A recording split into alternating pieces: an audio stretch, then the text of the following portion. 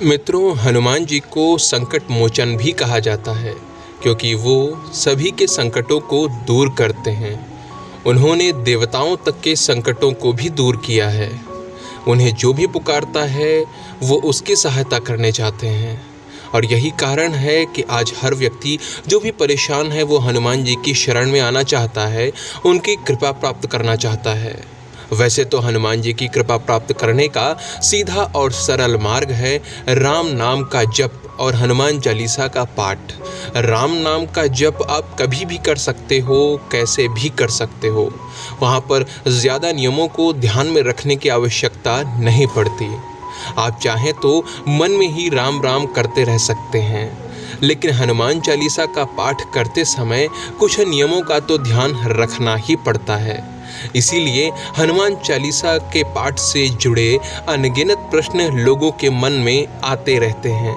एक ऐसा ही प्रश्न है कि हमें हनुमान चालीसा कितनी देर में पढ़नी चाहिए, अर्थात एक बार हनुमान चालीसा के पाठ में कितना समय लगना चाहिए ताकि वो सही से पाठ किया जा सके और हमें एक अनुमान मिल सके कि इतनी देर में अगर हमने पाठ किया है तो वो सही ही होगा। और ये प्रश्न एक दो लोगों का नहीं है बल्कि बहुत से लोगों का है, क्योंकि सभी के मन में ये डर तो रहता ही है कि वो कहीं कुछ ज़्यादा जल्दी तो नहीं पढ़ रहे या कुछ ज़्यादा ही धीरे तो नहीं पढ़ रहे।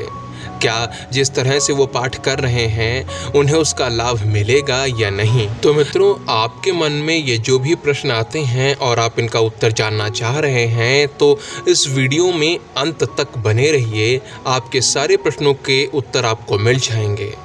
आपको पता है, भारत का राष्ट्रगान जन गण मन अधिनायक, उसे गाने की एक निश्चित समय अवधि है। उसे 52 सेकंड या 52 सेकंड्स में गाया जाता है। ये 52 सेकंड उसके गायन के लिए एक आदर्श समय अवधि है। लेकिन अगर हनुमान चालीसा की बात करें तो उसके लिए एक कोई समय सीमा निर्धारित नहीं है। ना ही हनुमान चालीसा में ही ऐसा कुछ लिखा है कि इतनी समय अवधि में इसका गान किया जाना चाहिए। तो ऐसे में लोग इसे अपनी सुविधा और समय अनुसार तेज तेज या धीरे धीरे पढ़ते हैं। लेकिन यदि आपको हनुमान चालीसा का फल चाहिए, वास्तव में आप शुद्ध मन से हनुमान चालीसा करना चाहते हैं, तो इस बात का विशेष ध्यान रखें कि आपका उच्चारण शुद्ध हो। इतनी जल्दी ना पढ़ें कि उच्चारण ठीक से ना हो पाए, अन्यथा आपका पाठ करना व्यर्थ हो जाएगा।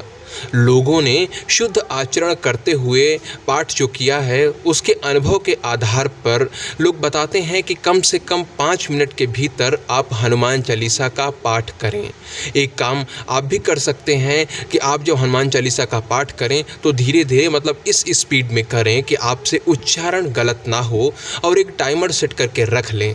तो आप देखेंगे कि जब आप हनुमान चालीसा का अंतिम दोहा पढ़ेंगे, पवन तनय संकट हरण, यानी जब तक पूरा हनुमान चालीसा करेंगे उसमें लगभग 5 मिनट के भीतर का समय लगेगा। इस तरह से आप शुद्ध उच्चारण कर पाएंगे और आपको एक समय अवधि भी मिल पाएगी कि इस समय अवधि के भीतर ही पाठ करना उचित होता है। लोगों के जो अधिकांश लोगों ने जो अपने अनुभव साझा किए हैं, जितना मुझे पता है उसके आधार पर ये समय 5 मिनट ही बैठता है, 5 मिनट या उससे थोड़ा सा कम। यदि हम अधिकतम समय सीमा की बात करें तो वो कुछ भी हो सकता है। जिसका जैसा मन लग जाए वो उस तरह से पाठ कर सकता है। एक उदाहरण के तौर पर देखें तो गुलशन कुमार जी के द्वारा गाया गया हनुमान चालीसा, जिसे यूट्यूब पर 300 करोड़ बार से भी ज़्यादा बार देखा जा चुका है, वो लगभग 10 मिनट का है। उसी तरह आप भी यदि बहुत भाव से पढ़ते हैं, धीरे धीरे पढ़ते हैं, हनुमान जी की भक्ति में डूब कर पढ़ते हैं, तो आपको भी 10 या 15 मिनट लग सकते हैं। आप इसे अधिकतम समय सीमा मान सकते हैं। हालांकि अधिकतम समय सीमा तय नहीं की जा सकती, लेकिन न्यूनतम समय सीमा में इतना कहा जा सकता है कि जब भी आप पाठ करें तो इस बात का ध्यान रखें कि आपका उच्चारण शुद्ध हो। चालीसा पाठ करते समय आपका उसमें मन लगे, फिर चाहे जितनी जल्दी आप कर सकें या फिर चाहे जितनी भी देर कर सकें।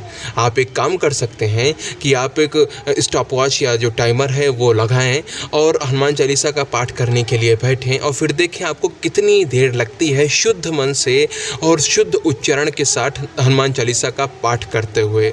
और जो भी समय सीमा निकले वो यहाँ पर आप कमेंट सेक्शन में बता सकते हैं। उसके आधार पर हम देखेंगे कि अधिकतम लोग कितने समय के भीतर ये पाठ कर पाए। मेरा जो मानना है, मुझे जो लगता है, उसके अनुसार लगभग ये सीमा 5 मिनट के भीतर ही आनी चाहिए।